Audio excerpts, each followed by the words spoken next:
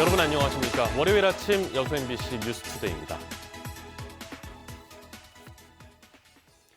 이번 주부터 모든 학교에서 전체 학년이 등교합니다. 학생 수가 많은 학교에서는 여전히 과밀 수업에 대한 우려가 높은데요. 그래서 일부 학교에서는 등교와 온라인 수업을 병행합니다. 이재원 기자입니다. 광주 수안지구의 한 중학교입니다. 학년별로 10학급이 넘는 이 학교의 학생 수는 1000여 명. 교실이나 쉬는 시간의 복도, 그리고 급식실 등에서 생활 속 거리 두기가 쉽지 않습니다. 고심 끝에 학교 측은 전교생이 등교하는 이번 주부터 온라인 수업을 병행하기로 했습니다. 3개 학년 가운데 2개 학년이 등교하고 나머지 1개 학년은 온라인 수업만 진행하는 방식으로 온라인 수업을 받는 학년은 일주일 단위로 교체됩니다. 우리 애들 밀집도를 조금은 줄여야 그래도 우리 애들의 건강을 챙겨줄 수 있을 것 같아서 많은 고민과 토론 끝에 이 방법을 채택하게 됐습니다. 선생님들도 여기에 맞는 과목별 수업 준비를 하고 있습니다. EBS에만 의존하는 온라인 수업이 아니라 학급별 시간표에 맞춰 진행하는 방식을 선택하다 보니 수업 연구도 만만치 않습니다. 그렇지만 학생들의 학습권을 최대한 보장하기 위해 조금은 손이 많이 가는 방법을 선택했습니다.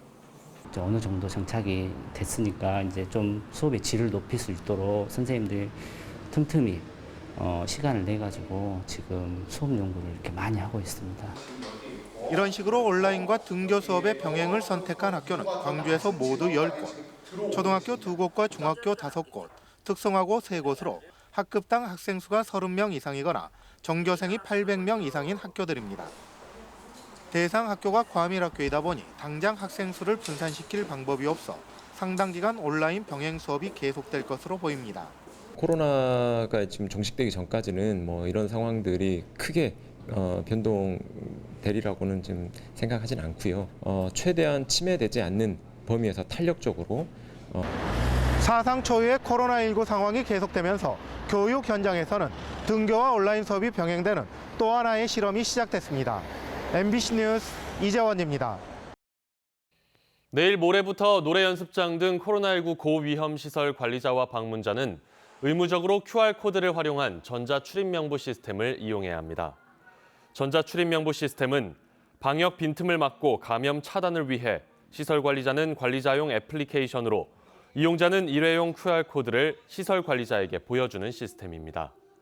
시설 관리자용 앱을 통해 수집한 이용자 방문 기록 등은 사회보장정보원 서버에 저장 관리되고 수집된 정보는 4주 후에 자동 파기됩니다. 사회 경제적 피해액이 10조 원이 넘었던 메르스 때와 비교해 이번 코로나19로 인한 피해액은 천문학적인 수준일 것이라는 분석이 나왔습니다. 질병관리본부가 양경숙 의원에게 제출한 자료에 따르면 지난 2015년 메르스로 인한 생산 유발 감소액은 6조 2천억 원에 달했고 부가가치 유발 감소액은 4조 원이 넘었습니다. 질병관리본부는 3개월 단기 충격이었던 메르스는 확진자가 180여 명에 불과했지만 코로나19는 6개월 만에 확진자가 10,000명을 넘겼다며 사회 경제적 피해는 현재로선 가늠하기 어렵다고 분석했습니다. 전국 곳곳에 해상 케이블카가 생기면서 생존 경쟁이 본격 시작되고 있습니다. 핵심은 관광객들의 재방문율을 높이는 건데요.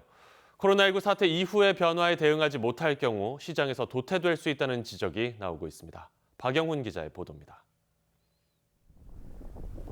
지난해 9월 개통에 3개월 만에 58만 명이 찾았던 목포 해상 케이블카. 코로나19 사태로 사실상 개점 휴업 상태를 지속하다 최근 다시 관광객들이 찾고 있습니다. 근데 기분이 상쾌하니 또 바다도 보는 게 아주 좋네요. 지난해 전국 해상 케이블카 이용객입니다. 6개 해상 케이블카 중 여수와 부산 2곳만 100만 명이 넘었고 코로나19 사태 여파로 올해는 이용객 100만 명이 넘는 곳이 없을 것으로 예상되고 있습니다. 내년까지 4곳 등 5년 안에 현재보다 3배가량 많은 해상 케이블카가 운행을 시작하면 상황은 더욱 심각해질 수밖에 없습니다. 현재 운행 중인 해상 케이블카에 같은 관광객이 다시 찾는 재방문율은 평균 15% 안팎. 밤에 탔었는데요. 밤에 이렇게 불빛 풍광이 굉장히 좋았었거든요. 근데 오늘은 낮에 와서 그런 풍광은 좀. 단체 관광 중심에서 가족, 연인, 친구 등 소수 관광객을 위한 프리미엄 상품 개발. 많게는 서너 시간씩 대기하는 것을 막기 위한 탑승 시스템 개선, 체계적인 이용객 분석을 통해 지역 관광지와 문화 공연, 맛집 등을 잇는 프로그램 신설 같은 획기적인 변화가 시급합니다. 네, 그 이전과 같은 호황을 누리기가 쉽지가 않습니다. 그래서 이제 각 케이블카들은 어떤 차별화된 컨텐츠나 이벤트 그리고 이제 마케팅에 좀 더 많은 투자를 해야 된다고 생각을 합니다. 수백억씩 들여 만든 해상 케이블카가 시장에서 생존하지 못할 경우 지역의 랜드마크나 관광 자원이 아닌 애물단지로 전락할 것은 불보듯 뻔한 일입니다. MBC 뉴스 박영훈입니다. 더불어민주당이 다음 달부터 시도당 위원장 교체에 들어갑니다. 민주당 광주시당은 초선 가운데 가장 연장자인 이병훈 의원을 추대하자는 분위기였지만 최근 또 다른 도전자가 나올 수 있다는 관측이 제기됐습니다. 전남도당은 재선의 김승남, 신정훈 의원, 초선 주철현 의원의 3파전 구도입니다. 임기 2년의 위원장은 2022년 지방선거 공천권까지 행사할 수 있어 물밑 신경전이 치열합니다. 도로가와 주택의 사고 위험이 있어 보입니다.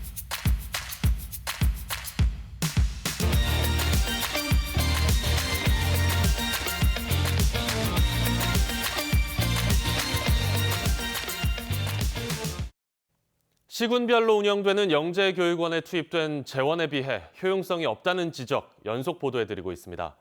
오늘은 교육원의 과정 중 하나인 해외 체험학습과 선발 과정에 대한 관계자와 수용자들의 시각을 취재했는데요.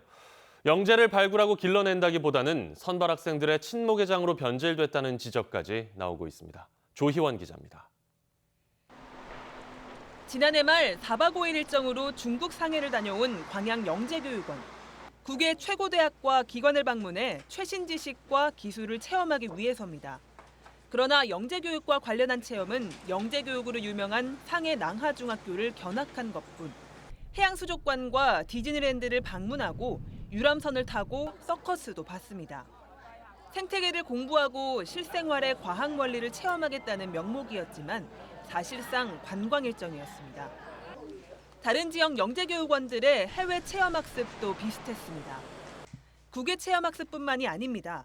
영재교육원에서 시행되는 수업 역시 영재성을 길러주는 게 아니라 교과 과정을 미리 배우는 수준이라고 합니다.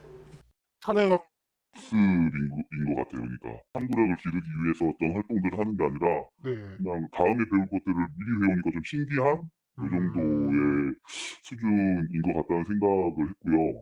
놀라운 건 학부모들도 영재교육을 기대하는 건 아니라는 겁니다. 부모님께서 여쭤보면은 어떤 딱히 뭐 거기에서 이렇게 뭐 배운다기보다는 이제 그렇게 똑똑한 아이들이 어떻게 보면 모이는 거잖아요. 그렇죠. 그런 아이들 간의 친목, 그 관계 형성이 이 목적이다 그렇게 말씀을 하시더라고요. 심지어 영재교육원에 입학하기 위해 전문 사설학원까지 다니고 있어 영재를 발굴한다는 설립 목적이 변질됐다는 지적은 잇따르고 있습니다. 기반을 유지하기 위해서 아이들이 필요할 뿐이지 그 아이들을 위해서 그게 필요한가에 대해서는 지금은 없어져야 돼요. 전문가들 100명을 물어보면 한 90명 이상은 필요 없다 그럴 거예요. 지난 2000년 영재교육을 국가와 지자체의 임무로 규정한 현행법 탓에 기관을 없애기도 쉽지 않은 상황. 하지만 시대가 변한 만큼 낡은 법령을 손봐 예산이 낭비되지 않도록 할 필요가 있어 보입니다. MBC 뉴스 조희원입니다. 올해로 5회째를 맞는 여수 밤바다 불꽃축제의 준비 작업이 본격적으로 시작됩니다. 여수시는 최근 행사추진위원회 위원 12명이 참석한 가운데 회의를 갖고 위원장과 사무국장, 감사를 선출했으며 소위원회 구성을 마치고 축제 준비에 들어갔습니다. 올해 불꽃축제는 오는 9월 초에 열릴 예정이지만 코로나19 확산세가 이어지면서 개최 시기는 유동적입니다. 더불어민주당 김승남 의원이 농어업의 권익을 보호하기 위한 무역이익공유제 법안을 대표 발의했습니다. 해당 법안은 자유무역 협정으로 수혜를 입은 기업들의 농어촌 상생기금 참여를 의무화하는 한편 기금 조성액도 20년 동안 매년 1,000억 원씩 상향하는 것을 골자로 하고 있습니다. 김 의원은 2017년에 관련 기금이 조성된 뒤 매년 목표치에 크게 못 미치고 있다며 농어업의 지속 가능한 발전을 위해 법안 통과가 필요하다고 강조했습니다. 광양시가 지역관광 활성화를 위해 남도 바닷길을 주제로 먹거리 관광을 시범 운영합니다. 광양시는 순천과 보성 등 인근 지자체와 연계해 매실과 녹차, 갯벌 식재료를 활용한 지역 음식을 경험할 수 있도록 여행 상품을 만든 뒤 관계자들을 초청해 시범 운영할 계획입니다. 광양시는 또 백운산과 지역 발효 음식을 접목한 여름철 여행 상품을 운영하는 등 적극적인 먹거리 관광 개발에 나서겠다고 밝혔습니다. 해수부의 어촌 개발 신규 사업 전국 공모에 고흥 남양 권역이 포함됐습니다. 전남도는 해양수산부의 내년 어촌 분야 일반 농산어촌 개발 신규 사업 공모에 선정된 도내 7개소 가운데 고흥군 남양 권역이 포함됐다고 밝혔습니다. 고흥군 남양 권역 어촌 종합개발 사업은 면 소재지 정비와 함께 주민 생활복지, 화합을 위한 복합 공간 조성, 남양리 산성의 관광 명소화 사업 등을 주요 내용으로 하고 있습니다. 순천 기적의 도서관이 운영하는 북스타트 꾸러미 사업이 문체부의 택배 지원 시범 사업에 선정됐습니다. 순천 기적의 도서관은 코로나19로 도서관 휴관이 장기화하면서 북스타트 꾸러미 택배 서비스를 도입한 가운데 관련 사업이 책 읽는 사회 문화재단과 문화체육관광부의 택배 지원 시범 사업에 선정됐습니다. 북스타트 꾸러미 택배 서비스가 문체부의 시범 사업에 선정됨에 따라 다음 달 말까지 생애 한 차례 전달되는 책 꾸러미 택배 서비스가 추가로 시행됩니다. 지난 6일 오전 11시쯤 광양의 한 초등학교 운동장에 묻혀있던 도시가스 배관이 파손됐습니다. 이 사고로 소량의 가스가 유출됐지만 별다른 피해는 발생하지 않았습니다. 소방당국과 한국가스안전공사는 오수관로 공사를 하던 중 실수로 도시가스 배관을 건드려 사고가 난 것으로 보고 정확한 사고 경위를 조사하고 있습니다. 출소한 지 6개월 만에 또다시 절도 행각을 벌인 20대가 징역형을 선고받았습니다.